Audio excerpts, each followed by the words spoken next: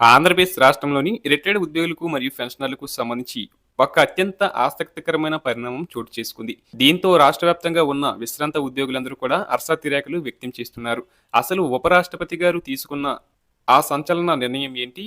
ఆయన ఎందుకు అంతటి సాహసోపేతమైన మరియు ఆత్మీయమైన పని చేశారు అన్న పూర్తి వివరాలను చర్చించుకుందాం. ఇక అసలు విషయానికి వెళ్తే మనం ప్రస్తుతం ఒక అద్భుతమైన వార్తను చూస్తున్నాం. సాధారణంగా ఉపరాష్ట్రపతి వంటి అత్యున్నత పదవిలో ఉన్న వ్యక్తులు పర్యటనకు వెళ్తే భారీ భద్రత, కట్టుదిట్టమైన ఏర్పాట్లు ఉంటాయి.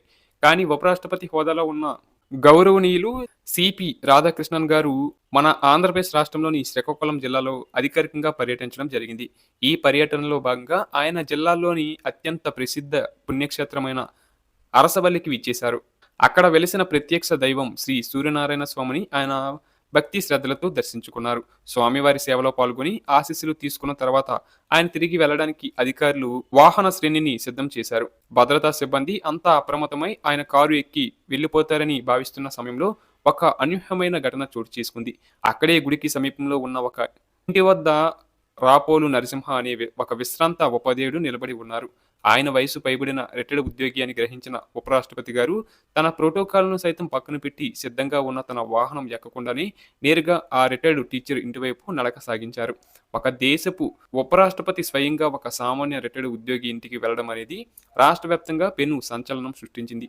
ఆ విశ్రాంత ఉపాధ్యాయుడిని చూడగానే ఎంతో ఆత్మీయంగా పలకరించి ఆయన యోగక్షేమాలను అడిగి తెలుసుకున్నారు. మీరు ఎలా ఉన్నారు? మీ ఆరోగ్యం ఎలా ఉంది?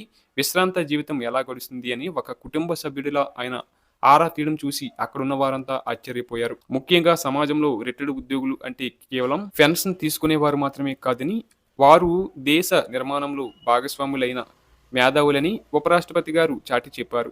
ఒక ఉపాధ్యాయుడిగా ఎంతో మందిని తీర్చిదిద్దిన ఆ వృద్ధుడికి ఆయన ఇచ్చిన గౌరవం చూస్తుంటే రిటైర్డ్ ఉద్యోగుల పట్ల ఆయనకు ఉన్న అపారమైన గౌరవం మరియు మర్యాద ఏంటో స్పష్టంగా అర్థమవుతుంది. ఈ సంఘటన కేవలం ఒక ఉపాధ్యాయుడికి మాత్రమే కాకుండా రాష్ట్ర వ్యాప్తంగా ఉన్న లక్షలాది మంది పెన్షనర్లకు ఒక గొప్ప గుర్తింపుగా నిలిచింది. ఒక పెద్ద హోదాలో ఉన్న ఒక వ్యక్తి తన కింద స్థాయి ఉద్యోగులను, అందులోనూ రిటైర్డ్ అయిన వారిని ఇలా గౌరవించడం అనేది నిజంగా అభినందనీయ విషయం. ఈ నిర్ణయం మరియు ఆయన ప్రవర్తన వల్ల ప్రభుత్వం మరియు ఉన్నతాధికారుల దృష్టిలో రిటైర్డ్ ఉద్యోగుల విలువ మరింత పెరిగిందని చెప్పవచ్చు.